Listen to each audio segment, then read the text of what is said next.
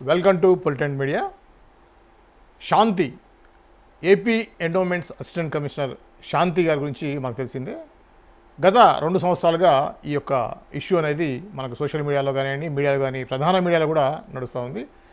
ఈ క్రమంలో మొట్టమొదటిసారిగా 2024లో ఈ ఇష్యూ అనేది మనకు బయటకు వచ్చింది. శాంతి భర్త అయినటువంటి మదన్ మోహన్ గారు మీడియా ముందుకు రావడం జరిగింది. దాని తర్వాత చాలా చర్చలు జరిగాయి. ఫైనల్గా శాంతి రీసెంట్గా కూడా అరెస్ట్ అయ్యారు కూడా. ఈ క్రమంలో నిన్న ఏసీబీ కోర్టు తనకి బెయిల్ ఇవ్వడం జరిగింది. ఈ క్రమంలో ఈ మొత్తం సెనారియా మొత్తం కూడా ఎలా జరిగింది, ఏమిటి, దానికి సంబంధించిన వివరాలు చెప్పడానికి మన స్టూడియోకి వచ్చారు శాంతి గారి భర్త అయినటువంటి మదన్ మోహన్ గారు. వారితో మాట్లాడి డీటెయిల్గా తెలుసుకునే ప్రయత్నం చేద్దాం. నమస్తే అండి. నమస్తే సార్. నమస్తే అండి. సో సార్ చెప్పండి సార్. సో మొదటగా I would like to thank the Politent media వాళ్ళకి, తర్వాత శ్రీనివాస్ గారు మీకు కూడా. సో మొదటి నుంచి కూడా ఈ విషయాన్ని ఎంతో బాధ్యతగా, అంటే నిజాన్ని ప్రజలకు ముందుకు తీసుకెళ్ళడానికి ఎంతో సహకరిస్తూ తీసుకొస్తున్నందుకు మీకు అందరికీ ధన్యవాదాలు. ఒకటే అండి, మేము ఎప్పుడైనా సరే ఒక సిన్సియర్ జర్నలిస్ట్గా ఏంటంటే న్యాయం జరగాలి.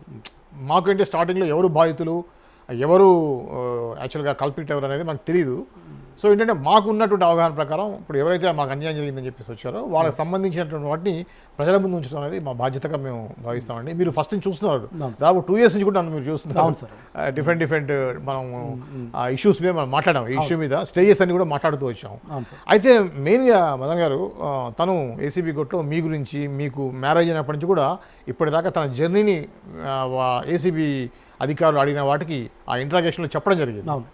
దాని మీద మీ స్పందన ఏంటంటే, యాక్చువల్గా మీకు మ్యారేజ్ ఎప్పుడు జరిగింది, అప్పుడు తన ఆర్థిక పరిస్థితి ఏంటి?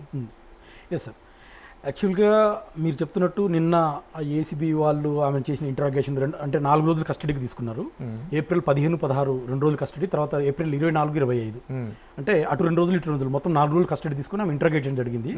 అది నిన్న అది మీడియాలో ఫ్లోట్ అవ్వడము, ఆ క్వశ్చన్ అది నా వరకు కూడా వచ్చింది మీడియా ద్వారా. సో మీరు అన్నట్టు నాకు 2013లో పెళ్ళయింది సార్. నేను బేసికల్గా ప్రస్తుతము నంద్యాల జిల్లా, అంటే అప్పుడు కర్నూలు జిల్లా, నందు కోవెలకుంట టౌన్కి చెందినటువంటి వాస్తవ్యుని నేను. 2013లో పెద్దలు కుదిర్చినటువంటి మ్యారేజ్ ఇది. సో నేను పెళ్లి చేసుకున్నప్పటికీ ఇంకా అమ్మాయి డిగ్రీ కూడా కంప్లీట్ అవ్వలేదు. 5 years లా కోర్స్ అయితే అమ్మాయి 3 years అయిపోయింది, ఇంకా 2 years ఉంది హైదరాబాద్లో. సో అమ్మాయి నేను పెళ్లి చేసుకున్నప్పుడు ఒక పూరి గుడిసెలో ఉండేది. ఇది చాలా హానెస్ట్గా చెప్తున్నాను. నంద్యాల అనే టౌన్లో చెరువు కట్ట అనే ఒక ఏరియాలో, చెరువు పక్కన ఒక పూరి గుడిసెలో ఉండేది శాంతి కాలనీ కుటుంబం. ఓకే. సో నేను కూడా అంటే నేను ఒక నవోదయ స్కూల్లో కష్టపడి చదువుకొని ఒక మంచి భావాలతో పెరిగిన వ్యక్తిని కాబట్టి ఒక పేదింటి అమ్మాయిని, తండ్రి లేని అమ్మాయిని కట్నం లేకుండా చేసుకోవాలనే ఉద్దేశంతో ఆ రోజున పెద్దలు కుదిర్చిన మ్యారేజే. నా ప్రీరిక్విజిట్ ఆ రోజు ఏంటంటే ఒక లా చదివిన అమ్మాయి అయితే నాకు బాగుంటుంది, ఎందుకంటే నేను కొద్దిగా సోషల్గా సాంఘికంగా ఎక్కువ ఆలోచిస్తూ ఉంటాను. So the girl who is having social sensitization, సామాజిక స్పృహ ఉన్న స్త్రీ అయితే నాతో జీవనాన్ని గడపగలుగుతుందనే ఉద్దేశంతో ఆ రోజు మనసా వాచా కర్మనా చెప్తున్నాను, సింగిల్ పైసా లేకుండా ఒక పేదింటి అమ్మాయినే చేసుకున్నాను. అప్పుడు మీ యొక్క ఎడ్యుకేషన్ ఏంటంటే మీరు ఏం చేస్తున్నారు? నేను అప్పటికి అమెరికాలో ఎంఎస్ చేసి వచ్చాను సార్. ఓకే. నేను 2013లో పెళ్ళి అయిందంటే నేను 2012లోనే రిటర్న్ వచ్చాను అమెరికా నుంచి.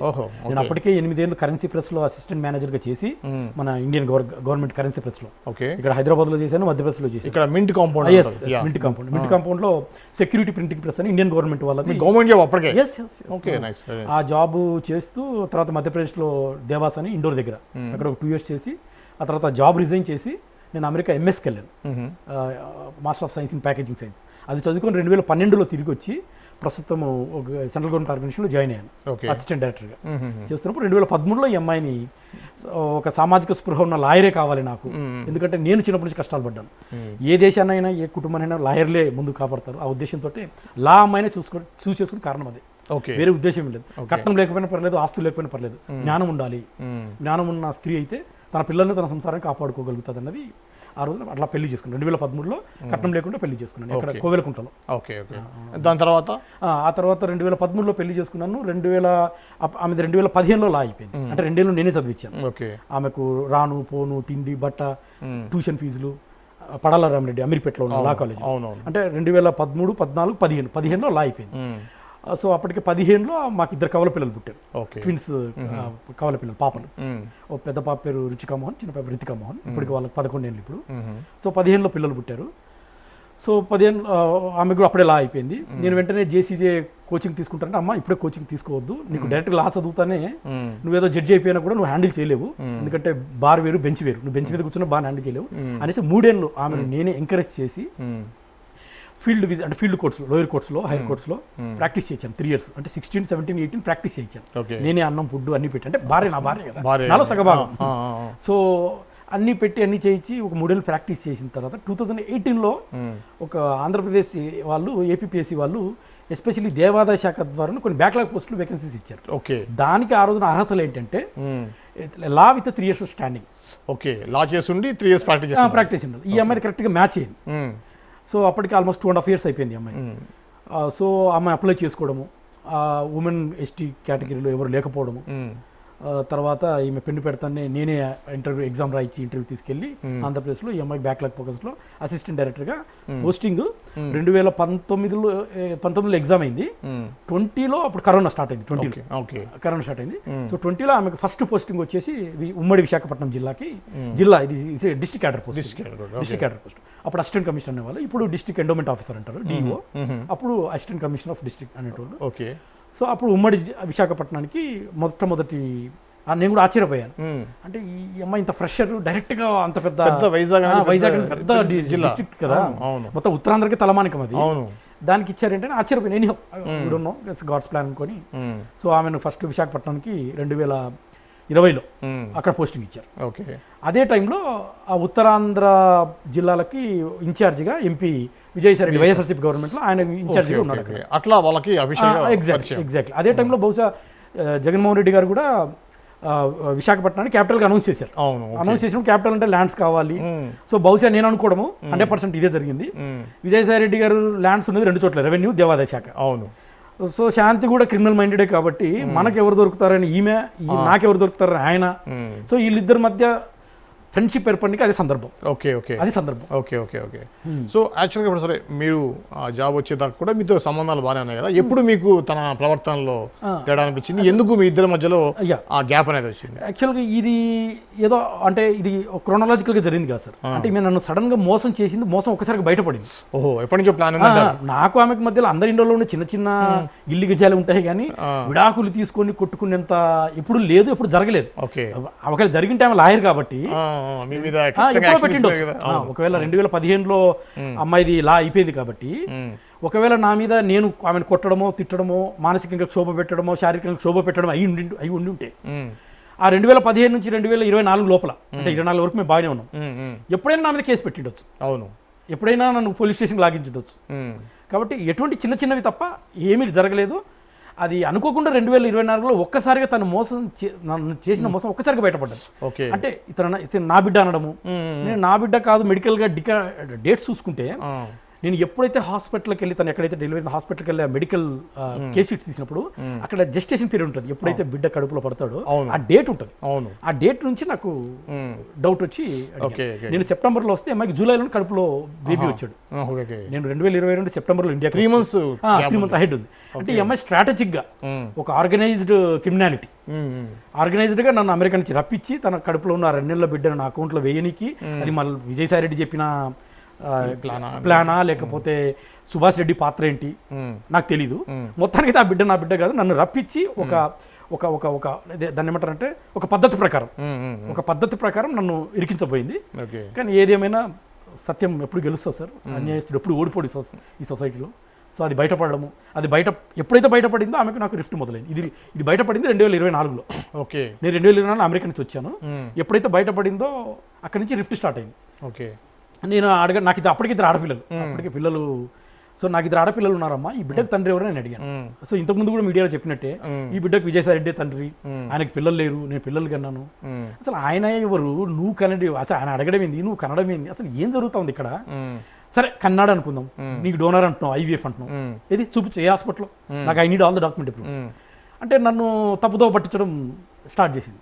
ఇట్లా కాదనేసి 2024 నేను జనవరిలో వచ్చిన తర్వాత అమెరికా నుంచి ఫిబ్రవరి మార్చిలో నేను హాస్పిటల్కి, ఎక్కడైతే ఈమె డెలివరీ అయిందో విశాఖపట్నం, వైజాగ్ అరిలోవా ఏరియాలో ఉన్న అపోలో హాస్పిటల్, ఈమెకు తెలియకుండా నేను అక్కడికి వెళ్తే అక్కడ ఫ్రంట్ ఆఫీస్లో నేను పలానా డేట్న ఫలానా అబ్బాయి పుట్టాడంటే వాళ్ళు మీ పేరు ఏంటి సార్ అంటే నా పేరు చెప్పడం, వాళ్ళు కంప్యూటర్లో కొడతా నా పేరు రావడం, శాంతి పేరు రావడం, ఆ బాబు పుట్టిన డేట్ రావడం, వాళ్ళు వెంటనే నా డాక్యుమెంట్స్ అన్ని ఇచ్చేసారు ఫ్రంట్ ఆఫీస్లో. అంటే లీగల్గా నేనే అక్కడ అన్ డాక్యుమెంట్లో ఫాదర్ని కాబట్టి. ఓకే. నాకు డౌట్ వచ్చి సార్ నాకు కే షీట్స్ కావాలండి. కే షీట్స్ అంటే అడ్మిట్ అయిన 10 days. అవును.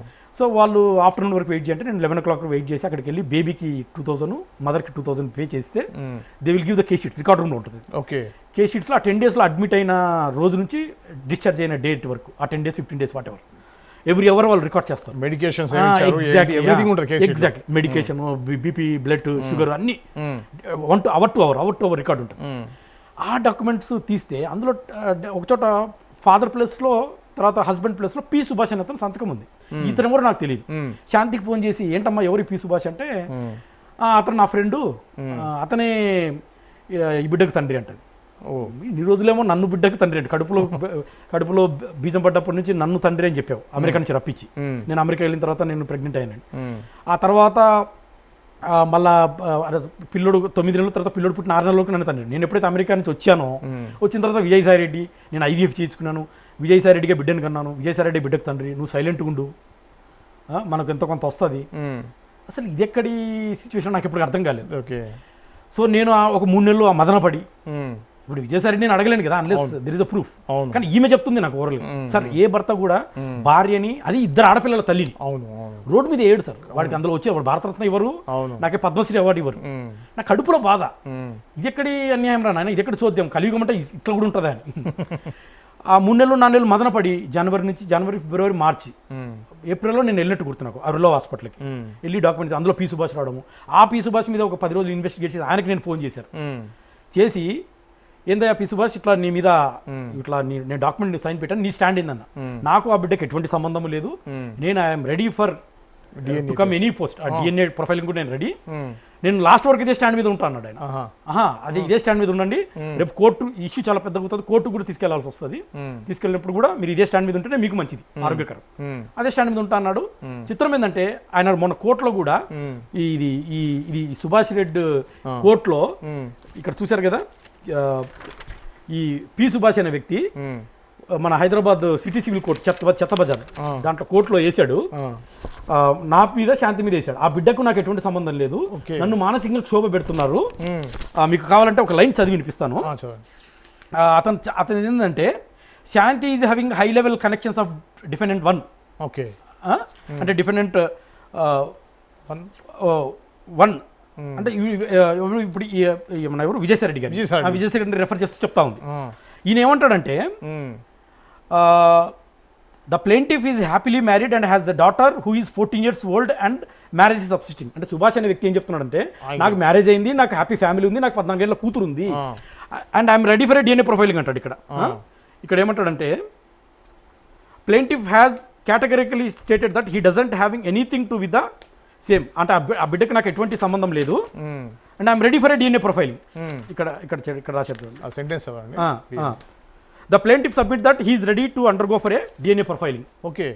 సో టెక్నికల్గా నా బిడ్డ కాదు, ఈ సుభాష్ అనే వ్యక్తి, ఆ సోకాల్డ్ పోతిరెడ్డి సుభాష్, ఆయన GP, government leader for revenue, అంటే భూములకు సంబంధించినటువంటి special GP, appointed by YSRCP government, and పచ్చిగా మాట్లాడాలంటే he was appointed by Vijayasai Reddy. Okay, అంతే కదా. సో వాళ్ళ మనిషి ఈయన. అంటే ఇప్పుడు ఈయన కోర్టుకి ఇచ్చిన అఫిడవిట్ అండి ఇది. నేను ఏదో it is not a contempt of court, కోర్టుకి ఇచ్చినటువంటి అఫిడవిట్ ని చదువుతున్నాను. ఓకే. ఇందులో కంటెంప్ట్ ఆఫ్ కోర్ట్ ఏం లేదు, బట్ ఇది పబ్లిక్ డాక్యుమెంట్ కాబట్టి ఇందులో కోర్టుని అగౌరవపరచడం కానీ, కోర్టుని కింద చేసి మాట్లాడడం కానీ ఏమీ లేదు. It's not at all contempt of court.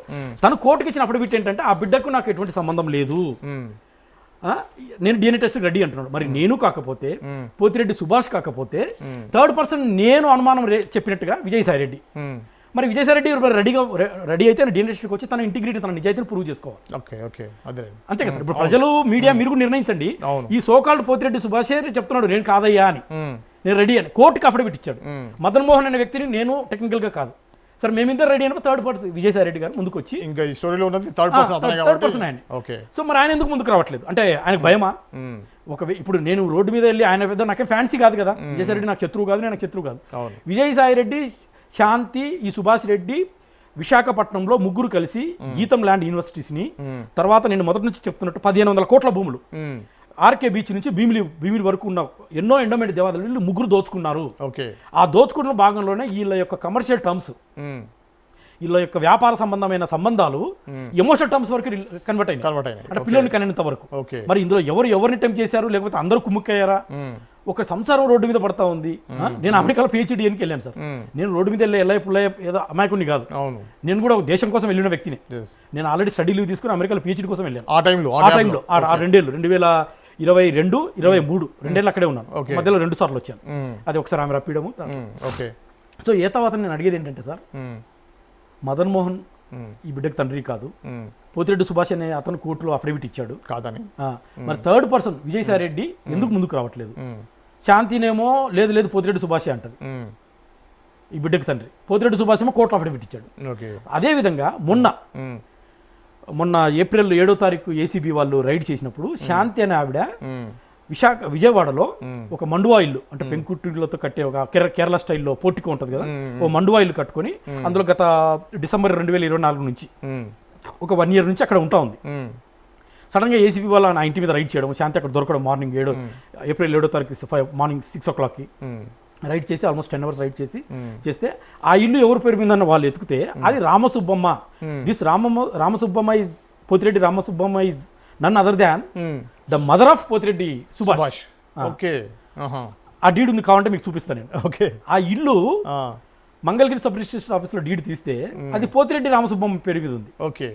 దాంట్లో ఇవన్నీ నేను ఏదో గాల్లో మాట్లాడలేదు సార్, ఎవిడెన్స్ ఉంది. అది మొన్న వాళ్ళు చెప్పింది కూడా అది ఏసీబీ వాళ్ళు కూడా. సో రామసుబ్బమ్మ అనే ఇంట్లో ఈమెడ ఉంటుంది. మరి కరెంటు బిల్లు తర్వాత ఎలక్ట్రిసిటీ బిల్లు రెంట్ ఇస్తుందో లేదో నాకు తెలియదు. పోతిరెడ్డి సుభాష్ ఏమో నాకు ఆ బిడ్డకి ఎటువంటి సంబంధం లేదు అంటాడు. అంటే ఇప్పుడు నేను నేను అడుగుతుంది ఏంటంటే, అసలు పోతిరెడ్డికి విజయసాయి రెడ్డికి ఉన్న సంబంధం ఏంటి? అసలు పోతిరెడ్డి రామసుబ్బమ్మ పాత్ర ఏంటి? అసలు శాంతి, పోతిరెడ్డి, విజయసాయి రెడ్డి, పోతిరెడ్డి సుభాష్, రామసుబ్బమ్మ వీళ్ళ ముగ్గురు పాత్ర విజయసాయి రెడ్డితో ఏంటి? అసలు వీళ్ళ నలుగురికి ఏంటి? ఈ నలుగురితో ఏం జరుగుతా ఉంది? అంటే విజయసాయి రెడ్డి చెప్తే పోతిరెడ్డి సుభాష్ వచ్చి డమ్మిగా యాక్ట్ చేస్తున్నాడా? లేకపోతే విజయసాయి రెడ్డి చెప్తే పోతిరెడ్డి సుభాష్, లేకపోతే పోతిరెడ్డి సుభాష్ వాళ్ళ మదర్ రామసుబ్బమ్మ కలిసి శాంతిని అడాప్ట్ చేసుకున్నారా కోడలుగా? లేకపోతే వీళ్ళు ముగ్గురు కలిసి విజయసాయి రెడ్డి మోసం చేస్తారు? లేకపోతే విజయసాయి రెడ్డి ఏం జరుగుతుంది అసలు? అంత క్లమ్జీగా ఉంది. ఏం జరుగుతా ఉంది అసలు? అంటే అందుకే నేను ఏమంటానంటే, వీళ్ళకి చట్టం అంటే భయం లేదా, లేకపోతే అమాయకత్వమా, బలుపా, లేకపోతే అమాయకత్వంతో కూడిన బలుపా, ఏంటో నాకు తెలియట్లేదు. అంటే మేమంతా అడ్వకేట్లు అని లేకపోతే క్రిమినల్ అని ఏం చేసుకుంటాయి చట్టాలు, 3 నెలల్లో మేము పోయి బెయిల్ తెచ్చుకుంటామనే అలసత్వం నాకు అర్థం కావట్లేదు. నేనేమంటానంటే అదే ప్రజలందరూ ఆలోచించాలి. ఇట్లాంటి పిచ్చి చేష్టాలు చేస్తే ఏం సంకేతం ఇస్తున్నారు? ఆయనేమో జీపీ అంటాడు, ఈయనేమో నేను రాజ్యసభలో కూర్చున్న పెద్ద మనిషి అంటాడు, ఈమెనేమో నేను అసిస్టెంట్ కమిషనర్ జిల్లాధికారిని అంటాడు, నేనేమో అమెరికాలో చదువుకున్న PhD అంటాను. నలుగురు ఎవరు అందరూ మంచి పొజిషన్లో ఉన్నారు. సొసైటీకి ఏం message? Let us all come to the hospital or court, prove their integrity. ఇప్పుడు పట్టుకున్నారు. ఇప్పుడు నేనేమంటానంటే, ఇప్పుడు ఏసీబీ వాళ్ళు ఆమెను పట్టుకున్నప్పుడు రామసుబ్బమ్మ ఇంట్లో దొరికింది. So Ramasubbamma made as accused. Shanti A1 అయితే Ramasubbamma is A2, Pothireddy Subhash is A3. ఈ పోతిరెడ్డి సుభాష్ రామసుబ్బమ్మ తీసుకొచ్చి అడిగితే అసలు విషయాలు బయటకు వస్తాయి. ఈ ఇల్లు ఎట్లా కట్టారు, దీనికి ఖర్చు ఎవరు పెట్టారు, ఈ ట్రాన్సాక్షన్ ఎక్కడ జరిగాయి, అసలు విజయసాయి రెడ్డి పాత్ర ఏంటి, ఇవన్నీ బయటకు వస్తాయి. ఇప్పుడు ఏసీపీ వాళ్ళు ఆ కార్ డ్రైవర్నో, లేకపోతే బంట్రౌతునో, లేకపోతే గుళ్ళో పూజారినో తీసుకొచ్చి ఇంటర్గేట్ చేయడం కాదు. ఈమె ఎక్కడ దొరికింది? ఆ ఇంట్లో దొరికింది. ఆ ఇంటికి సంబంధించిన డాక్యుమెంట్ ప్రకారము వీళ్ళందరూ బినామీ శాంతికి. రామసుబ్బమ్మ, పోతిరెడ్డి రామసుబ్బమ్మ, పోతిరెడ్డి సుభాష్ వీళ్ళంతా బినామీలే కదా, లెక్కను చూస్తే బినామీలే కదా. మరి బినామీలను కూడా అక్యూజ్డ్గా చేసి వాళ్ళను సీరియస్గా ఇంటరాగేట్ చేస్తే వీళ్ళ మధ్య ఉన్న నెక్సస్ ఏంటో బయటపడుతుంది. విజయసాయి రెడ్డికి, పోతిరెడ్డి సుభాష్కి, పోతిరెడ్డి రామసుబ్బమ్మకి, శాంతికి.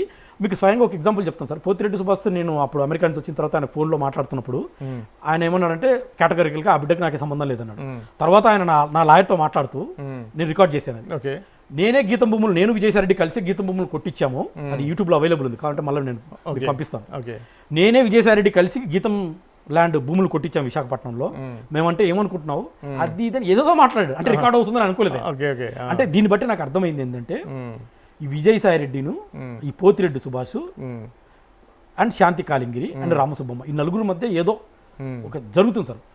ఒక ఫైనాన్షియల్ ట్రాన్సాక్షన్ జరిగాయి. రామసుబ్బమ్మ అంటే సుభాష్ పేరు మీద పెట్టుకోకుండా వాళ్ళ మదర్ పేరు పెట్టుకుంటాడు. ఎగ్జాక్ట్లీ అట్లా జరుగుతుంది. ఇప్పుడు నిన్న క్వశ్చన్స్ లో ఆవిడ శాంతి గారు అనేది ఏంటంటే, రామసుబ్బమ్మ గారు మా అత్త అంటది, పోతిరెడ్డి సుభాష్ నా భర్త అంటది. మరి పోతిరెడ్డి సుభాష్ భర్త అయితే మరి ఎందుకు ఒక్కసారి కూడా మీడియా ముందుకు రావట్లేదు? ఇప్పుడు భర్త అన్నప్పుడు నేను భర్తను కాదయ్యా ఆ. అని రావచ్చు కదా, రావాలి కదా. లేదా రామసుబ్బమ్మైనా సరే పొద్దుటి సుభాష్కి భార్య ఉంది, మోనికా అని కూతురు ఉంది, వాళ్ళు ఇక్కడే రవీంద్ర భారతి దగ్గర ఏదో వెనకాల గల్లీలో ఉంటారు, వాళ్ళంతా అడ్వకేట్లు, ఆమె కూడా అడ్వకేటే. మరి ఇంత డ్యామేజ్ అవుతున్నప్పుడు వచ్చి give a your explanation, stand for the truth. Already మేము కోర్టులో వేసాం కదా, రెడీ టు డిఎన్ఏ అనేది అంటాడు ఆయన. అదే వచ్చి చెప్పండి అదే అదే వచ్చి చెప్పండి, అదే వచ్చి చదవని చెప్పండి సార్. ఇప్పుడు ప్రజలకు ప్రజాముఖంగా ఇప్పుడు నువ్వు కోర్టు పరంగా వెళ్తావు, when the matter in the court subsistence we don't want to speak, that is good, people nose, మీడియాకు తెలుసు, కానీ అదే వచ్చి మీడియాకి ఎక్స్ప్లెనేషన్ చేయండి. అవును, ఒక క్లారిటీ వస్తుంది, క్లారిటీ వస్తుంది కదా. మాకు బిడ్డకే సంబంధం లేదు, ఎందుకు దాక్కుంటానంటే విజయసాయి రెడ్డి చంపేస్తాడని భయపడుతున్నాడు పోతిరెడ్డి సుభాష్. అసలు పోతిరెడ్డి సుభాష్ బతికే ఉన్నాడా చచ్చిపోయాడా, చంపేశారా, అసలు ఎక్కడున్నాడు పోతిరెడ్డి సుభాష్? ఏసీబీ ఏం చేస్తుంది, పోలీస్ డిపార్ట్మెంట్ ఏం చేస్తుంది, సిఐడి ఏం చేస్తా ఉంది? వీళ్ళంతా వైఎస్ఆర్సీపీలో పనిచేసిన వ్యక్తులే కదా. అవును. జీపీ అంటే ఏం సార్? జీపీ అంటే మన ఇంట్లో పని మనిషి కాదు, అవును, ఒక government leader for revenue Andhra region. చాలా ఇంపార్టెంట్, చాలా ఇంపార్టెంట్. ఎందుకు దాక్కొని ఉన్నాడు? సో ఇవన్నీ నేను మీడియా ద్వారా, మీడియా ముఖంగా అడగాలనుకుంటాను. అంటే నేను అడిగే దాంట్లో ధర్మం ఉందని నేను అనుకుంటున్నాను, ప్రజలను ఏదో తప్పుదో పట్టించాలని కాదు. అయితే ఇప్పుడు నిన్న జరిగినటువంటి ఏదైతే ఏసీబీ అది కోర్టులో అడిగిన క్వశ్చన్లకు తను పెట్టిన సమాధానం ఎంతవరకు కరెక్ట్ అనేది మీరు చెప్పాలి. డెఫినెట్గా కలింగిరి శాంతి వాళ్ళు అడిగిన క్వశ్చన్ ఏంటంటే, సుబ్బారాయుడు 38 years ఏమన్నారు, క్వశ్చన్ నెంబర్ 3 వచ్చేస్తే, explain your family background including details of your parents, spouse, children and their occupations and what is the financial status of your family before your marriage. దానికి ఆమె చెప్పిన సమాధానం ఎంతవరకు కరెక్ట్ చెప్పండి. I was born 1987 Shri Subbarayudu and Shrimati Kalingiri Eswaramma. My father is ఆయన sub inspector అట, అంతేనా, worked as inspector of police and died in the year of 2024. 24లో చనిపోయిన. My mother is doing sari business at Undavalli. వాస్తవంగా వాళ్ళు ఒక బిజినెస్ అంటే ఈ మధ్య పెట్టారు, in the name of style Rajeshwari sari Mandir. Later my mother and father were separated, చనిపోయినట్టు సపరేటెడ్, ఓకే, సపరేటెడ్, డైవర్స్ తీసుకున్నారు 1989లో. 89లో డైవర్స్ తీసుకున్నారు. Later in the year 1994 my mother married K Subbarayudu. అసలు నేను చెప్తాను సార్, యాక్చువల్ విషయం ఏంటంటే they both blessed with 2 daughters, Priyanka and Indira Priyadarshini. Priyanka is married and Indira Priyadarshini and my mother Shrimati Eswaramma and my step father Shri K Subbarayudu are currently residing Undavalli village, Guntur district. ఇందులో half truth half ఇది ఉంది sir. 2024 ఆయన చనిపోయిన వాస్తవము. ఈ అమ్మాయి 1986లో పుడితే, పుట్టిన 3 ఏళ్లకు 2 ఏళ్లకు ఆయన సుబ్బరాయుడు, నల్లబోతుల సుబ్బరాయుడు, ఆయన ఎరుకల ఎస్టీ, ఆయన సుబ్బరాయుడు అని పేరు, నల్లబోతుల సుబ్బరాయుడు. ఆయన వాళ్ళ మదర్ క్యారెక్టర్ బాగాలేకుండా ఏమో మొత్తానికి అయితే వదిలేసి వెళ్ళిపోయాడు. అంటే ఆ కాలంలో మరి వీళ్ళు నిజంగా డైవర్స్ తీసుకున్నారో లేదో నాకైతే తెలీదు. సో ఈ ఎస్టీ ఎరుకల అనేది ఒక మైదానపు స్కెడ్యూల్ ట్రైబ్, అది ఇది నాట్ ప్రిమిటివ్ ట్రైబ్. సో మైదాన ట్రైబ్లో కూడా still we follow the Hindu marriage customs and systems. So for example నా మ్యారేజ్ మైదానంలో ఉన్న వాళ్ళకి ఇవన్నీ వర్తించవు, ఏది కస్టమర్ డైవర్స్ ఇవన్నీ కూడా. సో హిందూ అన్ని ఫాలో అయ్యేది హిందూ సిస్టమ్స్ కస్టమ్సే. ఈ అమ్మాయికి జాబ్ వచ్చింది కూడా అట్లే, నేను మ్యారేజ్ చేసుకుంది అట్లే, నా మ్యారేజ్ కూడా రిజిస్టర్డ్ యాజ్ ఏ సబ్ రిజిస్టర్స్లో హిందూ మ్యారేజ్ యాక్ట్ ఉంది. సో మరి వీళ్ళ విషయంలో ఏం జరిగిందో నాకైతే తెలియదు. మొత్తానికి అయితే వీళ్ళ మదర్ ఆయన వదిలేసి వెళ్ళిపోవడము, ఆయన వెళ్ళిపోయి ఇంకో మ్యారేజ్ చేసేసుకొని ఆయన పోలీస్ డిపార్ట్మెంట్లో పనిచేస్తున్నాడు. ఇన్స్పెక్టర్ అయితే నాకు తెలీదు, ఏదో కానిస్టేబుల్ అని విన్నాను నేను, ఆదోన్లో చేస్తూ. మొన్న 2024లో ఈ ఇష్యూ బయటకు వచ్చిన తర్వాత ఆయన గుండాకి చనిపోయాడు. అంటే కూతురు చేసిన ఘనకార్యానికి అంటే ఏమని అంటే విజయసాయి రెడ్డి లాంటి ఇష్యూతో మరి పెద్ద ఇష్యూ చనిపోయాడు. సో ఆమె హాఫ్ ట్రూత్ హాఫ్, ఆమె ఏదో పెళ్లి, మా పుట్టింటి నుంచి నాకు 28 తులాల బంగారం ఇచ్చారు, ఆ తర్వాత మా నాన్న నల్లబోతుల సుబ్బరాయుడు గారు నాకు 15, అంత ట్రాష్. వాళ్ళ నాన్న ఏ రోజు పెళ్లికి రాలేదు, నన్ను ఏ రోజు చూడలేదు. స్వయానికి 2 ఆడపిల్లలు పుట్టిన తర్వాత అంటే నాకు అప్పుడు రాలేదు. ఆమె బహుశా ఇదంతా ఒక ప్రీ ప్లాన్, ముందే ఆలోచించుకొని చెప్పుకుంటా ఉంది. ముందే ఆలోచించుకుంది. నేను పెళ్లి చేసుకున్నప్పటికీ రూపాయి కట్నం లేకుండా పూరి గుడిసెలు అమ్మాయిని చేసుకున్నా. 45 ఎకరాల తులాలు ఇచ్చిందని చెప్తుంది. పచ్చి అవాస్తవం. ఇంకా ఇప్పుడు మీరు మొత్తం క్వశ్చన్ ఆన్సర్స్ అని చదివారు కదా, దానిలో ఎక్కడ మీకు చాలా ఇబ్బందికరంగా అంటే అబద్ధం చెప్పినట్టు అనిపించింది? అందులో నేను ఏదో 30 లక్షలు ఇచ్చాను ఎక్కడో చెప్తా ఉంది. అసలు నేను కస్టమరీ డైవర్స్ తీసుకున్నానని, నేను ఏ కస్టమరీ డైవర్స్ తీసుకోలేదు. ఆమె స్వతహాగా కస్టమరీ 2013లో పెళ్ళి అయితే 2016లోనే మదన్ మోహన్ తోటి కస్టమరీ డైవర్స్ తీసుకున్నాను చెప్తా ఉంది. అసలు నేను ఏ కస్టమరీ డైవర్స్ తీసుకోలేదు. నేను అదే మొదటి నుంచి కూడా చెప్తున్నాను, send this for the forensic department. అందులో ఎవరెవరు పెద్దల సంతకాలు ఎవరెవరు పెట్టారు వాళ్ళందరూ పిలిపించండి. అది ఆమె అంతా ఆమె క్రియేట్ చేసుకో. నేను అది కూడా చెప్పాను, అది రాంగ్ డాక్యుమెంట్. ఆ నెంబరు ఏదైతే ఆ డాక్యుమెంట్ నెంబర్ వెరిఫై చేయండి, ఎవరు కొన్నారు, ఎవరి పేరు మీద కొన్నారు. అది ఒక రాంగ్ ఫేక్ డాక్యుమెంట్ క్రియేట్ చేసుకొని అందులో నేను 30 లక్షలు తనకి ఇచ్చినట్టుగా, ఆ 30 లక్షలే నేను అమెరికా నుంచి ఇచ్చినట్టుగా, దాంతో విల్లా కొన్నట్టుగా జనాల్ని ఒక తప్పుదో పట్టిస్తా ఉంది. ఓకే, ఏసీబీ ఊరుకోలేండి. 30 lakhs అనేది నాట్ స్మాల్ అమౌంట్ కదా, మీరు వచ్చి క్లియర్ చేశారని చెప్తుంటాను. 40 lakhs 10 lakhs 2 lakhs కట్టాను, ఇంకో 8 lakhs కూడా మీరే ఇచ్చారని. అదే అంటే ఆవిడ ఎంత తెలివైందంటే సార్, అంటే ఉన్న వస్తుంది చెప్తుంది, తెలియాలి, ప్రజలు కూడా తెలియాలి. ఒక భార్యగా భర్తని అడిగినప్పుడు నన్ను బంగారం కొనాలో లేకపోతే ఏదో వస్తువు కొనాలో ₹1,00,000 ఇస్తాం. ఆమె దగ్గర ఉన్న బ్లాక్ మనీ నాకేసి నా వైట్ మనీ తన బ్లాక్ మనీ వైట్ చేసుకుంటాను. ఇప్పుడు నా దగ్గర ₹1,00,000 తీసుకుంటుంది, సరే భార్యనే కదా అని ఇస్తాం. ఆమె నాకు ₹1,00,000 నేను అడిగేటోని అంటే శాంతి ₹1,00,000 ఎక్కడి నుంచి వచ్చిందని, అంటే నీకెందుకు, నీ డబ్బులు నీకు ఇస్తానా లేదా అంటది. ఇది తప్పు శాంతి, రేపు పొద్దున ఇబ్బందులు వస్తాయి. నువ్వు నా దగ్గర ₹1,00,000 తీసుకున్నావు, బాగా నేను నీకు ట్రాన్సాక్షన్ చేశాను, కానీ నువ్వు నాకు ₹1,00,000 ఎట్టు వస్తున్నా ఆన్సర్ చేయాలి కదా నీకు అన్నా నేను. అంటే నీకెందుకు అది నీ డబ్బులు నీకు ఇస్తున్నానా లేదంటే, ఆ క్వశ్చన్ చేస్తేనేమో నీకు మొగునికి ఏం చేత కాదు, నువ్వు సపోర్ట్ చేయవు ఫ్యామిలీకి, నీకు బతకడం రాదు, నువ్వు వేస్ట్ కానివి, నీకు 2 ఆడపిల్లలు పుట్టారు కానీ నీకు అనేసి టార్చర్ పెట్టేది. లేదు శాంతి, ఇప్పుడు బాగానే ఉంటుంది ఫ్యాన్సీగా, రేపు పొద్దున దొరికినప్పుడు డిస్ప్రపోర్షనేట్ అకౌంట్స్ అన్ని సీజ్ చేస్తారు అంటే, అదే మొదటి నుంచి ఇదే ఆమెకు నాలో నచ్చంది. ఓకే ఓకే, నీకు చేత కాదు, నీకు డబ్బులు సంపాదించడం రాదు, 2 ఆడపిల్లలకు డబ్బులు సంపాదించాలి. అరే డబ్బులదే ఉంది శాంతి, మనం మంచి చదివిద్దాము. ఇప్పుడు నువ్వు ఆడపిల్లవే, మీ నాన్న ఏమైనా చదివిస్తే నువ్వు అసిస్టెంట్ కమిషనర్ అయినావా, డబ్బులు ఇస్తే అయినావా, నువ్వు కష్టపడి చదువుకున్నావు. నేను వాస్తవం చెప్తున్నా సార్ ఇందులో. లేదు అమ్మాయికి అది మరి అంత మనీ మైండెడ్ ఏంటో మరి నాకు తెలీదు, మొత్తానికి నన్ను కూడా ఇరికిచ్చేసింది. అంటే నాకు కొంత అర్థమవుతుంది అమ్మాయి తప్పు చేస్తుందని. నేను ఎన్నోసార్లు వార్న్ చేశాను సార్, నా పిల్లల మీద ప్రమాణం చేసి చెప్తున్నాను, ఎన్నోసార్లు వార్న్ చేశాను. అమ్మా నాకు అసిస్టెంట్ కమిషనర్, నేను అసిస్టెంట్ కమిషనర్, ఇద్దరు కలిసి 3 లక్షల జీతాలు వస్తున్నాయి, చక్కగా పిల్లలకు ఒక ఇల్లు ఇచ్చి మంచి చక్కగా పెళ్లిళ్ళు చేస్తాం, కావాలంటే ఒక బాబుని కంటాం. ఇంతకన్నా అమ్మాయి అత్యాశకు పోయింది సార్. అమ్మాయికి అత్యాశపోయి, అంటే ఇందాక మీరు అడుగుతున్నటువంటి ఏసీబీ క్వశ్చన్స్ లో నేను బల్లగుద్ది చెప్తున్నాను, ఆమె 50% అబద్ధాలు చెప్పిందంట. నేను డబ్బులు ఇచ్చినట్టు, నేను ఏదో కారుకు 8 లక్షలు ఇచ్చినట్టు, ఆ ఫ్లాట్కి ఎక్కడో విశాఖపట్నం ఫ్లాట్కి 8 లక్షలు ఇచ్చినట్టు, నేను విశాఖపట్నం ఫ్లాట్కి 10 లక్షలు లోన్ తీసుకున్నా వాస్తవం పర్సనల్, కానీ ఆ డబ్బు తీర్చింది ఆవిడే. లోన్ నేను తీస్తే తీర్చేది ఆవిడ. ఓహో, నేను అప్పటికీ చెప్పాను, ఎక్కడ నిరుకుంటే ఇబ్బంది అవుతుంది చూడు, 10 లక్షలు మంత్లీ కంట్రోల్ వైజ్ కట్టాలి, అది నీకు ఎక్కడి నుంచి వస్తుంది సోర్స్ ఆఫ్ మనీ అని ఒకసారి క్లియర్ చేశారు. క్లియర్ చేసి నీకెందుకు నువ్వు సైలెంట్ గుండు, నీకు సైలెంట్ గుండు, ఇది ఎక్కడి గోలరా నాయన ఇది. అంటే నేను నాకు ఎక్కడో కొడుతుంది సార్ 6 సెన్స్, ఏదో ఒక రోజు పెద్దగా అవుతుంది ఇష్యూ అని. నేను ముందు కూడా చెప్పాను, శాంతి ఏదైనా అటు ఇటు అయిందంటే నేనైతే day come on that I will rise my hands. నాకు నీతి ఇంపార్టెంట్, న్యాయం ఇంపార్టెంట్, గౌరవప్రదంగా బతకడం ఇంపార్టెంట్ సొసైటీ.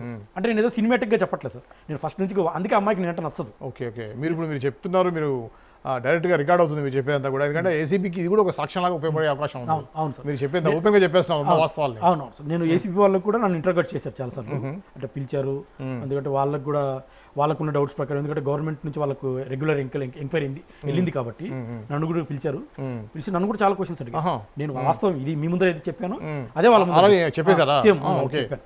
వాళ్ళు అవన్నీ బేస్ చేసుకొని there is a substantial evidence అనుకున్నప్పుడు they went for the raiding. రైడ్కి ముందే మీతో మాట్లాడారు చాలా సార్, ఎందుకంటే వాళ్ళకు గవర్నమెంట్ నుంచి ఎంక్వైరీ వెళ్ళింది కదా, మీడియాలో ఫ్లోట్ అయింది ఇదంతా కూడా. అసలు ఈ మదన్ మోహన్ ఎవరు, బహుశా శాంతి కూడా మాట్లాడారు నాకు తెలియదు మరి. నన్ను అయితే చాలాసార్లు పిలిచారు, చాలా క్వశ్చన్స్ అడిగారు, నేను నిజమా కాదా అని కూడా వాళ్ళు గ్రిల్ చేశారు. మీరు చెప్పే ఎంతవరకు వాస్తవం అనేది. తర్వాత వాళ్ళకు ఏదో మదన్ మోహన్ వచ్చాడు చెప్పాడంటే వాళ్ళు అట్లా కేసు చేయరు, వాళ్ళకు మరి సబ్స్టాన్షియల్ ఎవిడెన్స్ దొరికినట్టుంది. సో రైట్ టైంలో వాళ్ళు అమ్మాయి చట్టంలో నుండి రూపుల్స్ ఉపయోగించుకుని మళ్ళీ జాబ్లోకి రీచ్ చేయడానికి ప్రయత్నం చేసినప్పుడు వీళ్ళు రైట్ టైంలో అమ్మాయిని. సస్పెన్షన్ ఎలా అయింది ఏంటి, ఆ సస్పెన్షన్ ముందు మీరు లోకేష్ గారిని కానీ వాళ్ళు కన్సల్ట్గా ఉన్నారు కదా. యాక్చువల్గా నేను 2024 జనవరిలో వచ్చాను అమెరికా నుంచి ఇండియాకి. వస్తే బహుశా ఏప్రిల్లో 2024 ఏప్రిల్లో కొత్త గవర్నమెంట్ వచ్చింది, టీడీపీ గవర్నమెంట్ ఆంధ్రప్రదేశ్. సో ఈ అమ్మాయిని జూన్లోనే సస్పెండ్ చేశారు, అంటే 1 మంత్ ముందే సస్పెండ్ చేశారు. అంటే ఆమె సస్పెండ్ చేసిన 1 ఇయర్ తర్వాత నా ఇష్యూ బయటకు వచ్చింది. అంటే ఏ తర్వాత నేను చెప్పదలుచుకుంది ఏంటంటే, ఈమె సస్పెండ్ చేయడానికి కారణము ఆల్రెడీ ఈమె విశాఖపట్నంలో విజయవాడలో చేసినటువంటి తప్పులు, అంటే పవర్ని అడ్డం పెట్టుకొని చేసినటువంటి అధికార దుర్వినియోగం విజయసాయిని అడ్డం పెట్టుకొని. సో దాన్ని బేసిస్ గా ఆమె సస్పెండ్ చేశారు ఎండోమెంట్ వాళ్ళు, గవర్నమెంట్ వచ్చిన వెంటనే. ఇక దాని తర్వాత 1 మంత్ తర్వాత నాది కూడా యాడ్ అవ్వడం. సో ఆమె సస్పెన్షన్ కి నా యొక్క దీనికి సంబంధమే లేదు, నాది యాడ్ అయింది. సో ఇది సార్ జరిగింది. సో ఆమె సస్పెండ్ అవ్వడము, 2 ఏళ్ళు సస్పెన్షన్లో పెట్టారు. తర్వాత ఆమె ఈ మధ్యకాలం నన్ను తర్వాత వాళ్ళు అంటే ఏసీబీ అంటే నేను తర్వాత నా కడుపులో బాధ నేను బాధితుని కాబట్టి ఈ బిడ్డకు తండ్రి ఎవరో తెలియదు కాబట్టి విజయసాయి రెడ్డో నేనో లేకపోతే పోతిరెడ్డి సుభాష ఇంకా ఎవరో నాకు తెలియదు కాబట్టి నేను ఆ రోజున లోకేష్ గారిని కలవడం పర్సనల్గా, చంద్రబాబు నాయుడు సీఎం గారిని కలవడము, తర్వాత అనితమ్మ గారు హోమ్ మినిస్టర్ గారిని కలవడం, బండి సంజయ్ గారు ఢిల్లీలో జంతర్ మంతర్ దగ్గర కూడా మేము జగన్మోహన్ రెడ్డి గారు మీటింగ్ పెడితే ఆయనకు ఆపోజిట్ గా మేము కూడా మీటింగ్ పెట్టి మా యొక్క బాధని నాన్ వైలెంట్ గా డెమోక్రటిక్ పద్ధతిలో 3 days అక్కడ ఉండి చేశాము. అప్పుడు బండి సంజయ్ గారు ఇప్పుడు minister of home minister MIS minister of state ఆయన కలవడము, డీజీపీ ఆఫీస్ని కలవడం, తాడేపల్లి పిఎస్ అంటే దగ్గర ఒక 10 పోలీస్ స్టేషన్లు, 10 మంది హై ప్రొఫైల్ పీపుల్, 15 కోర్టులు ఎన్నో కలిసాం సార్. అంటే అవన్నీ చేశాను వాస్తవం. చేసిన తర్వాత 2 ఏళ్ళు ఆమె సస్పెండ్ అయిన తర్వాత నన్ను 2 ఏళ్ల కన్నా ఎక్కువ సస్పెన్షన్లో పెట్టకూడదు, నాకు జాబ్ కావాలని హైకోర్టు మెట్లెక్కింది. సో అప్పుడు ఏపీ హైకోర్టు వాళ్ళు ఏం చేశారంటే మరి సస్పెన్షన్ మరి ఏదో ఒకటి ఎంక్వైరీ కంప్లీట్ చేయడం కాబట్టి పోస్టింగ్ ఇవ్వండి చెప్పలేదు. Please do the review and take appropriate decision in her case if the proceedings are still not complete as early as possible. ఒకవేళ తప్పని పరిస్థితి అయితే ఆమెకు ఒక అన్ఇంపార్టెంట్ పోస్ట్ ఇస్తూ ఫార్ ఆఫ్ ప్లేస్లో పెట్టి పోస్టింగ్ ఇవ్వండి అన్నారు. కానీ వాళ్ళ ఎంక్వైరీ వాళ్ళ డిపార్ట్మెంట్ వాళ్ళు దేవాదాయ శాఖ ఎండోమెంట్ గొల్లపూడి వాళ్ళు ఆల్రెడీ ఈమె మీద 9 నెలలు 10 నెలలు ఎంక్వైరీ చేసి ఒక రిపోర్ట్ సబ్మిట్ చేశారు. 11 పేజీల రిపోర్ట్ 2025 ఆగస్టులో పెట్టుకొచ్చింది. దాంట్లో ఈమె మీద దగ్గర 5 ఛార్జ్ షీట్లు పెడితే 5 ఛార్జ్ షీట్లో 4 ఛార్జ్ షీట్లు ప్రూవ్ అయ్యాయి. 4 ఛార్జ్ షీట్లు ప్రూవ్ అయినట్టు దాంట్లో భాగంగానే అక్కడ ఉన్న కమిషనర్ గారు ఇప్పుడున్న రామచంద్రమోహన్ గారు దేవాదాయ శాఖ కమిషనర్ గారు ఆయన ఏం చేసిందంటే being it's a moral turpitude, నువ్వు బైగమీ చేసావు కాబట్టి as per the Andhra Pradesh subordinate rules civil rules ప్రకారము the major punishment is you go for అంటే మర్యాదపూర్వకంగా you go for a compulsory retirement తీసుకొని ఎగ్జిట్ అవ్వమ్మా అని చెప్పారు. అమ్మాయికి ఇచ్చారు, అది నీకు కావాలంటే మేము పంపిస్తాం. సో మర్యాదపూర్వకంగా కంపల్సరీ రిటైర్మెంట్, ఎందుకంటే మోరల్ టర్పిట్యూడ్ బైగమీ చేసావు. దేవాదాయ శాఖకి 20 రోజులు అన్ఫిట్. దేవాదాయ శాఖలో పవిత్రంగా ఉండాల్సింది పోయి ఒక భర్త ఉండే ఇంకొక భర్త ని పెళ్లి చేసుకోవడం బైగమీ కాబట్టి కంపల్సరీ రిటైర్మెంట్ అని ఈమెకి ఇచ్చారు. ఈమె కంపల్సరీ రిటైర్మెంట్ తీసుకోకుండా ఇది నా రైట్, ఇది నా జన్మ హక్కు, నేను తప్పులు చేసినా నేను ఇక్కడే ఉండాలనేసి హైకోర్టుకి వెళ్ళి హైకోర్టు కూడా ఏం చెప్పింది, జాబ్ ఇవ్వమని చెప్పలేదు high court. Do review and take appropriate decision. అది దాన్ని బేస్ చేసుకుని ఒకవేళ తప్పనిసరి పరిస్థితి అయితే ఫార్ ఆఫ్లో పెట్టి అన్ఇంపార్టెంట్ పోస్ట్ ఇస్తూ ప్రొసీడింగ్స్ కంప్లీట్ చేసి టేక్ ఎ డెసిషన్ చెప్పారు. సో ఆమె ఏమనుకుంటుందంటే అందరికీ నాకు జాబ్ వచ్చేసి చెప్తున్నాగానే డెఫినెట్గా ఇది గవర్నమెంట్ కూడా ఎదురు దెబ్బ అవుతుంది. సో గవర్నమెంట్ కూడా దాన్ని సీరియస్గా తీసుకొని వెంటనే ఏసీబీ వాళ్ళు మరి దేవాదాయ శాఖలు ఏం మాట్లాడుకున్నారో వాళ్ళు రైట్ టైంలో ఆమె మీద రైట్ చేయడం. అంటే బహుశా అటు రెగ్యులర్ ఎంక్వైరీ జరుగుతూ ఉంది ఏసీబీలోంచి, తర్వాత దేవాదాయ శాఖలో డిపార్ట్మెంట్ జరిగింది. సో ఇవన్నీ కన్సల్టేట్ చేసి ఏసీబీ వాళ్ళు రైట్ చేయడం. అందులో మీరు చూశారు మీడియా ముఖంగా ఎన్నో దగ్గర అఫీషియల్గానే 1,40,40,00,000 ఎంతో చూపిస్తూ ఉన్నారు. దాంట్లో కేజీ బంగారం, 3 కేజీల వెండి, తర్వాత 4 కోట్ల విల్లా ఎక్కడ కుంచనపల్లిలో. ఈమె ఉండేది 3 కోట్ల విల్లా అయితే మా తాడేపల్లిలో జగన్ గారి ఇంటి దగ్గరలో 4 కోట్ల విల్లా కుంచనపల్లిలో. అది ₹1,00,000 రెంట్కి ఇచ్చాను తనే స్వయంగా చెప్పింది. అవును, ₹1,00,000 రెంట్ అంటే ఇవాళ ₹1 కోటి ఇల్లు అయితే మనకు 25,000 రెంట్ వస్తుంది సార్. అవును, నీకు ₹1,00,000 రెంట్ వస్తుందంటే అది 4 కోట్ల ప్రాపర్టీ. నువ్వు పేపర్ మీద ఏదైనా చూపించు కాక. ఇప్పుడు డైరెక్టర్ ఆఫ్ రెవెన్యూ ఇంటెలిజెన్స్ ఉంటుంది సార్, నువ్వు 10 కోట్ల కారు కొట్టి 10 లక్షలు అంటే ఎవరు పిచ్చోళ్ళు కాదు కదా. డైరెక్టరేట్ ఆఫ్ రెవెన్యూ ఇంటెలిజెన్స్ ఏం చేస్తుంది అంటే వాళ్ళు మార్కెట్ వాల్యూ అంచనా వేస్తారు. సో శాంతి గారు విజయసాయి రెడ్డి గారు ఇచ్చిన డైరెక్షన్లో పేపర్ మీద ఎన్ని పెట్టినా చూస్తున్న ఏసీబీ గుడ్డిది కాదు, చూస్తున్న ప్రజలు గుడ్డోళ్ళు కాదు, చూస్తున్నటువంటి ఈడీ గుడ్డిది కాదు, చూస్తున్నటువంటి డైరెక్టరేట్ ఆఫ్ రెవెన్యూ ఇంటెలిజెన్స్ గుడ్డోళ్ళు కాదు. సో ఆమెకు ₹1,00,000 రెంట్ వస్తుంది తనే స్వయంగా. అందులో అప్పుడు అంతకుముందు కూడా పల్లా శ్రీనివాసరావు గారు రెంటుకున్నారని తనే చెప్పింది. అవును, పల్లా శ్రీనివాసరావు గారు టీడీపీ ప్రెసిడెంట్ ఆఫ్ ఏపీ, ఆయన ఒక 4 months రెంటుకున్నారు. తర్వాత ఈ అమ్మాయి విషయం తెలిసి ఆయన ఖాళీ చేసి వెళ్ళిపోయారు. ఆ తర్వాత ఎవరైపు రవీంద్ర గారు అనేసి రియల్ ఎస్టేట్ అధికారి, దాంట్లో ₹1,00,000 రెంట్ ఇస్తున్నారు అని తనే చెప్తాను. అంటే ఏ తర్వాత నేను చెప్పాల్సింది ఏంటంటే సార్, ఈ అమ్మాయి తనకున్న ఆ 4 ఏళ్లలో 2020 నుంచి 2023, 24 ఈ 4 ఏళ్లలో తన అధికారాన్ని అడ్డం పెట్టుకుని విజయసాయి రెడ్డి సహకారంతో ఆ పోతిరెడ్డి సుభాష్ యొక్క ఫ్రెండ్షిప్ తోటి ఈ నలుగురు కలిసి 1,500 కోట్ల భూములు దొబ్బారనేది వాస్తవం సార్. 1,500 కోట్లు. అందుకే నేను దాని మీద సిట్ అయ్యండి అని చెప్తున్నాను. నేను ఇప్పుడు ఉన్న ప్రస్తుతం టీడీపీ గవర్నమెంట్ కూడా రిక్వెస్ట్ చేసేది ఏంటంటే దీన్ని ఏదో తూతు మంత్రంగా చేయొద్దు సార్. రేపు 2029 మళ్ళీ మీరు ఎలక్షన్స్ ముందుకు వెళ్ళాలంటే ఇది ఇష్యూ పెద్దది అవుతుంది. ఇప్పుడు విజయసాయి రెడ్డి గారు 30 ఏళ్ళు జగన్ ఉప్పు దీన్ని బయటకు వచ్చి ఆయనను ఎండగడతా ఉన్నాడు. అవును, సో అది పక్కన పెడితే ఇప్పుడు ఇందులో జరిగిన మాట ఎంతోమంది బాధితులు ఆ రోజున విశాఖపట్నంలో ముందుకు వచ్చారు మీడియా ముందుకు, ఆ రోజున మీడియాలోకి వచ్చినప్పుడు. అవును. సో దీని మీద ఒక ఎస్ఐటీ వేసి ఇందులో విజయసాయిరెడ్డి పాత్ర ఏంటి, శాంతి పాత్ర ఏంటి, పోతిరెడ్డి సుభాష్ పాత్ర ఏంటి, వీళ్ళు ఆఫీస్ అజ్యూమ్ చేసుకున్న తర్వాత ఈ ముగ్గురు ఎన్ని ఫైల్స్ మీద సంతకాలు పెట్టారు, అది వాళ్ళు స్వయంగా వాళ్ళ ఎండోమెంట్ డిపార్ట్మెంట్ వాళ్ళే చెప్తున్నారు కదా సార్. ఆమె మిస్యూజ్ చేసింది పవర్ని. అందుకే బహుశా ఏసీబీ వాళ్ళు అందులో భాగంగానే అమ్మాయిని అరెస్ట్ చేశారు. ఇప్పుడు తేలాల్సింది ఏంటంటే ఈ అమౌంట్ ఇన్ని విల్లాలు ఎట్లా వచ్చినాయి, ఈ అమౌంట్ ఎక్కడి నుంచి, ఇంత అమౌంట్ ఎక్కడికి వచ్చింది శాంతి గారు అనేది వాళ్ళు అడుగుతున్నారు. అందుకే నిన్న ఆమె మౌనం వహించింది. 4 రోజులు జరిగిన కస్టడీలో మౌనమే right of silence is my right of silence అంటే మౌనం అనేది నా సైలెన్స్ అంటే చూసే ప్రజలు గుడ్డోళ్ళు కాదు, వింటున్న ప్రజలు గుడ్డోళ్ళు కాదు. చట్టం నిన్ను శిక్షించడానికి 10-15 ఏళ్ళు పట్టొచ్చు గాక, కానీ ప్రజాస్వామ్యంలో మీడియా ద్వారా ప్రజలు ఇప్పుడే తీర్పిస్తారు. ఇవాళ ఇన్ని కామెంట్లు వస్తున్నాయంటే యూట్యూబ్ కింద నువ్వు 10-15 ఏళ్ళలో నేను జయలలిత లాగా లేకపోతే లల్లు ప్రసాద్ లాగా నేను బయటపడికి నాకు 20 ఏళ్ళు 30 ఏళ్ళు పడుతుందంటే ఆ కాలం పోయింది సార్. ఇప్పుడు మీరున్నారు, ఇప్పుడు నేను చెప్తున్న దాంట్లో అబద్ధం ఏం లేదు. 4 ఏళ్లలో ఒక అమ్మాయి ఒక సాధారణ group A officer assistant commissioner 15 కోట్ల ప్రాపర్టీస్ కనిపిస్తా ఉన్నాయి. 15 కోట్లు ఎట్లా వస్తాయి? నీ నెల జీతం 50,000 అయితే నీకు అప్పుడు సంవత్సరానికి నీకు 6 లక్షలు 7 లక్షలు వస్తే దాంట్లో ఖర్చులు పోగా నీకు మిగిలేదు 2 లక్షలు 1 లక్ష. సో వీటన్నిటికీ ఆన్సర్స్ ఎక్కడ ఉన్నాయి అంటే ఈమెను ఇప్పుడు 2 నెలల నుంచి ఏసీబీ వాళ్ళు రిమాండ్లో ఉంది. ఇప్పుడు 2 నెలలు అయింది, ఇవాళకి ఏప్రిల్ 7వ తారీఖు అయింది. ఈ 2 నెలల నుంచి ఆమె 2 సార్లు కస్టడీకి తీసుకున్నారు. 4 డేస్ కస్టడీలో ఇంటర్గేట్ చేశారు. 75 క్వశ్చన్లు వేశారు. ఇప్పుడు మీరు చదివిన 15 క్వశ్చన్లు నా దగ్గర ఉన్న 50 క్వశ్చన్లు. 15 క్వశ్చన్లు ఎక్కడ కూడా అన్ని సగం తప్పుడు అన్ని నా మీదేస్తా ఉంది సగం. I'm ready. నేను ఏసీబీ గారిని కూడా కోరుకుంటుంది, గవర్నమెంట్ కూడా కోరుకుంటుంది, నన్ను కూడా పిలవండి కావాలంటే.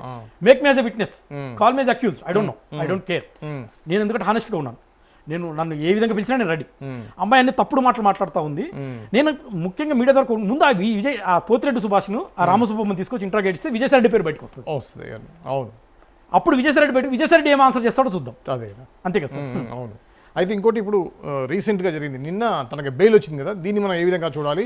ఆర్థిక నేరాలు కదా, దీనికి మీరు ఇందాక అన్నట్టుగా సంవత్సరాలు ఈ కేసు నడుస్తూ ఉంటుంది, బెయిల్ మీద బయటకు వచ్చేస్తుందా, బయటే ఉంటుందా, అసలు ఏంటి మీరు ఏమనిపిస్తుంది? సార్ అమ్మాయి ఇప్పటికి 2 సార్లు బెయిల్ అప్లై చేసుకుంది, రెగ్యులర్ బెయిల్. అంటే నేను బయటకు వెళ్ళిపోవాలని. సార్ ప్రతి ఒక్కరు ఆర్థిక నేరాలు, ఫైనాన్షియల్ క్రిమినల్ యాక్టివిటీస్ చేసేసి నాకు బిడ్డ ఉన్నాడు, నాకు కొడుకున్నాడు అది కాదు కదా ఆన్సర్. ఇది ప్రజల సొమ్ము, ఇది పబ్లిక్ ఇంట్రెస్ట్ లిటిగేషన్, ఇది ప్రజల సొమ్ములు ఉన్నాయి దీంట్లో. ఎక్స్చెక్కర్కి ఎఫెక్ట్ అవుతా ఉంది, రాష్ట్ర ఖజానాకి దెబ్బ పడతా ఉంది, ఈ భూములు ఎక్కడికి వెళ్ళాయి. సో ఇప్పుడు నిన్న ఆమెకు వచ్చిన బెయిల్ ఏంటంటే, ఫస్ట్లో ఆ మధ్య నాకు 2-3 ఏళ్ళ కొడుకున్నాడంటే కోర్టు ఏం చెప్పిందంటే ఆ కొడుకుని వారానికి గంట పాటు వారంలో 3 సార్లు నీ దగ్గర తీసుకొచ్చుకోమా, కావాలంటే కొడుకు నీ దగ్గర పెట్టుకో జైల్లోనే పర్లేదన్నారు. అది okay, court has shown the mercy. ఆ తర్వాత 2 సార్లు నాకు బెయిల్ కావాలంటే బెయిల్ దాన్ని రిజెక్ట్ చేసి నిన్న ఏం చేసిందంటే నా కూతుర్ని, అంటే తన దగ్గర పాప ఉంది, నా కూతురే,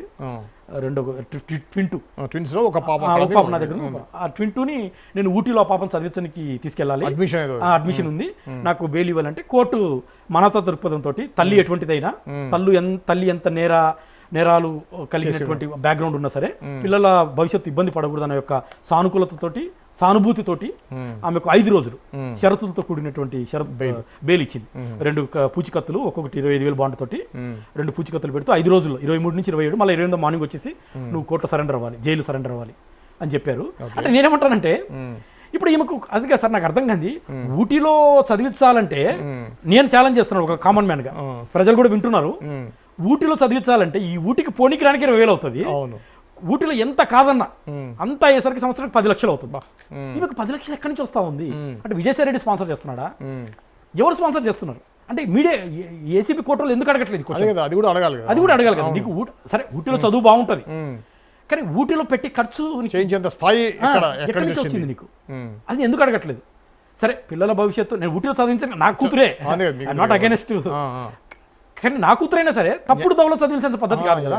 ఊటీలో 10 లక్షలు ఖర్చు పెట్టే స్తోమతనికి ఎక్కడిది? అక్రమార్జనతో చదివించడం అనేది కరెక్ట్ కాదంటారు. ఎగ్జాక్ట్లీ సార్, మంచి మాట. అక్రమార్జనతో చదివించే చదువే కాదు. నేను నవోదయ స్కూల్లో చదువుకున్నాను. ఇప్పుడు నా కూతురికి సైనిక్ స్కూల్ సీట్ వచ్చింది, నా దగ్గర ఉన్న కూతురికి. She got admission to Sainik school. 7 years Indian minister of defence చదివిస్తారు అమ్మాయిని. అంటే అది చదువు కదా? అది చదువు కదా? అంటే క్యారెక్టర్ అనేది, ఇంటిగ్రిటీ అనేది డబ్బు ద్వారా రాదు సార్. డబ్బు అనేది ఒక టూల్ అయి ఉండొచ్చు, కానీ డబ్బు ద్వారా అన్ని వస్తాయంటే నేను ఒప్పుకోను. ఆ లెక్క అందరూ ప్రధానులు, అందరూ ప్రెసిడెంట్లు, అందరూ డబ్బునోళ్ళే కావాలి. మరి ఛాయ్ అమ్ముకున్న అతను ప్రధాని ఎట్లా అయ్యాడు? ఎట్లా అయ్యారు? అదే అదే. కాబట్టి డబ్బు అనేది బేస్ కాదు అనేది Okay. అంటే శాంతికి బహుశా తెలియకపోవచ్చు ఇది. మ్మ్. సో మీరు సార్ అంటే మానవ దృక్పథంతో ఇవన్నీ అంటే ప్రజలకు కూడా తెలిసి ఇది, నేను తెలియదని అనను. మ్మ్. కాబట్టి దీన్ని మానవ దృక్పథం ఆలోచించి మన ఇంటర్వ్యూని వాళ్ళంతా దీంట్లో ఎంత నిజం ఉంది ఎంత తప్పు ఉంది మీరే అనలైజ్ చేయండి, Okay, విశ్లేషణ sure, చేయండి. sure, తప్పకుండా తప్పకుండా. ఇంకా ఏమైనా చెప్పాలనుకుంటారా అండి ఫైనల్గా? ఇదే సార్ అంటే నేను ఏసీబీ ప్రస్తుతం ముందున్న టీడీపీ గవర్నమెంట్ నిజంగా నేను ఐ వాంట్ అప్రిషియేట్. నేను ఫస్ట్లో నీరు గారిపోయాను, ఇప్పటికి 3 ఏళ్ళు అవుతుంది, 2024-25. నన్ను 2025 మొత్తం కలకత్తాలో పెట్టారు. విజయసాయి రెడ్డి తనకున్న ప్రాబల్యాన్ని తన పరపతిని వాడి నన్ను కలకత్తా 2025 మొత్తం 25 అంతా అక్కడే ఉన్నాను. అయినా సరే నా యొక్క న్యాయ పోరాటం ఆపలేదు. నాకు ఈ దేశం అన్నా నేను ఈ దేశ పౌరుని, నాకు ఈ దేశం స్ట్రక్చర్ అంతా తెలుసు. Bottom of the pyramid, tip of the pyramid ఎవరు ఎట్లా ఆలోచిస్తారు. కాబట్టి నాకు ఈ దేశం అంటే భక్తి. నన్ను అక్కడ 1 year పెట్టినా సరే కష్టాలను ఓర్చుకుంటూ నేను ఇవాళ గెలిచానని చెప్తాను నైతికంగా. ముఖ్యంగా I want appreciate the TDP government. So ACB వాళ్ళు కూడా చాలా గొప్ప కార్యం చేస్తూ ఉన్నారు, అది చిన్న విషయమేం కాదు. ఇప్పుడు నేను ఒకటే ఏసీబీ అని కోరుకుంటుంది ఏంటంటే, ఇప్పుడు ఆ రామసుబ్బమ్మని పోతిరెడ్డి సుభాష్ని తీసుకొచ్చి వాళ్ళు ఇంటరాక్ట్ చేస్తే దీని అనుకున్న పెద్ద మనుషులు ఎవరు వాళ్ళు బయటకు వస్తారు. Correct correct. అది ఎవరైనా కావచ్చు, అది విజయసాయి రెడ్డా లేకపోతే జగన్మోహన్ రెడ్డా ఇంకొకరా వాటెవర్, అది బయటికి తీసుకురావాలనేది నేను కోరుకుంటా ఉన్నాను. తప్పకుండా I want to thank the ACB. వాళ్ళు ఇప్పటికే మార్వలస్ జాబ్ చేశారు, కానీ ఆపరేషన్ చేసి 10 గంటలు ఆపరేషన్ చేస్తే పేషెంట్స్ చచ్చిపోకూడదు అంతే కదా. అంటే మీరు ఎన్ని చేసినా సరే రేపు అవుట్కమ్ ప్రజలు ఎక్స్పెక్ట్ చేస్తారు. అట్లా ఎన్నో కేసులు మధ్యలో వదిలేస్తున్నారు కాబట్టి ఏసీబీ మీద బహుశా మరి ఆ క్రెడిబిలిటీ అవిశ్వసనీయత తగ్గుతా ఉంది. కనీసం ఈ కేసుని సీరియస్ గా తీసుకొని సంవత్సరాల తరబడి కాకుండా వాళ్ళని వెంటనే పట్టుకొచ్చి సీరియస్ గా ఇంట్రాగేట్ చేసి అంటే మీకున్న లిమిట్ పరిధుల్లోనే చేస్తే విషయాలు బయటకు వస్తే ప్రజలకు మీ మీద విశ్వసనీయత పెరుగుతుంది. మీ మీద ఏసీబీ అనేది ఒక లివింగ్ ఆర్గానిజం, అది వర్క్ చేస్తూ ఉంది. ఇది ఒక ఫంక్షనల్ డెమోక్రసీ, పనిచేస్తున్నట్టు ప్రజాస్వామ్యం అనేసి అటు టీడీపీ గవర్నమెంట్కైనా, ఆ రోజు చంద్రబాబు నాయుడు గారైనా లోకేష్ గారైనా నాకు పాజిటివ్ చేస్తాం. మదన్ గారు లోకేష్ గారు చెప్పారు, మదన్ గారు మీది నేను స్వయంగా విన్నాను, నేను చేయగలిగేది ఏదన్నా చేస్తాను, కొద్ది టైం పడుతుంది అన్నారు. టైం పడ్డా సరే యాక్టివేట్ చేశారు. So I'm very happy. కానీ దీన్ని వెనకలో అంటే నేను ఒకటే కోరుకుంటాను, విజయసాయి రెడ్డి గారు చంద్రబాబు నాయుడుకి బంధువా లేదా అది నాకు తెలియదు. కొందరు బంధువు అంటారు, కొందరు బంధువు కదా. బంధువుకు అంటే బంధుత్వానికి అతీతంగా అంటే all are equal before the law. అది ఎవరైనా కావచ్చు, ఏ అగ్రకులస్తులు కావచ్చు, తప్పు చేసిన వాడు ఎవరైనా సరే. చంద్రబాబు నాయుడు గారికి రేపొద్దున ఆయన మంచి అడ్మినిస్ట్రేటర్, ఈజ్ స్టేట్స్మెన్ అని అందరికీ తెలుసు. సో ఆయన దీన్ని నిరూపించుకునికి అటు విజయసాయి రెడ్డి ఎవరైనా సరే, విజయసాయి రెడ్డి తప్పు చేస్తే విజయసాయి రెడ్డిని కూడా రేపొద్దున జైలు వెనకాడకూడదు. శాంతి వెనుకలో ఉన్న పెద్ద మనిషి విజయసాయి రెడ్డి అయినా ఇంకొకరైనా తీసుకురావాలి, కేసును సంపూర్ణంగా ముందుకు తీసుకెళ్లాలని టీడీపీ గవర్నమెంట్ నేను రిక్వెస్ట్ చేసుకుంటాను. ఓకే అండి, ఏదైనా చాలా గ్రేట్ అండి మీరు. ఎందుకంటే ఇలాంటి ఇష్యూలో స్వయాన మీ వైఫ్ ఇన్వాల్వ్ అయిన దాన్ని కూడా మీరు ఓపెన్గా బయటకు వచ్చి ఇట్లా మాట్లాడటం. సో మీరు ఒక గవర్నమెంట్ ఎంప్లాయీ అయ్యండి, సెంట్రల్ గవర్నమెంట్ ఎంప్లాయీ, ఒక మంచి పొజిషన్, ఒక అసిస్టెంట్ డైరెక్టర్ పొజిషన్ ఉండి కూడా మీరు ఇంత ఓపెన్గా మాట్లాడటం, అలానే ఏసీబీకి కూడా మేము సహకరిస్తా అని చెప్పంటాం, ఇది కూడా అప్రిషియేట్ చేయాల్సిన విషయాలండి. థ్యాంక్ యూ అండి, థ్యాంక్ యూ మీకు స్టూడియోకి వచ్చినందుకు. Thank you very much. Thank you sir, thank you so much. Thank you. ఇది అండి అసిస్టెంట్ కమిషనర్గా పనిచేసి ప్రస్తుతం ఏసీబీ సోదాలో దొరికి శిక్ష కాదు, ఇంకా ఆల్రెడీ ఆ యొక్క విచారణలో ఉన్నటువంటి శాంతి గారి యొక్క హస్బెండ్ మదన్ మోహన్ గారు మన స్టూడియోకి వచ్చి వారి యొక్క మనోభావాలు తెలియజేశారు. సో ఈ యొక్క ఇంటర్వ్యూ మీకు నచ్చిందని మేము భావిస్తున్నాము. దీనికి సంబంధించిన మీ కామెంట్స్ ఏంటి, మీరు ఏమనుకుంటున్నారు నిజంగా అసిస్టెంట్ కమిషనర్ శాంతి గారి విషయంలో జరిగినటువంటి ఈ యొక్క మొత్తం కూడా మీరు ఏమనుకుంటున్నారు కూడా కింద కామెంట్ రూపంలో తెలియజేయండి. చూసినండి పొలిటెంట్ మీడియా.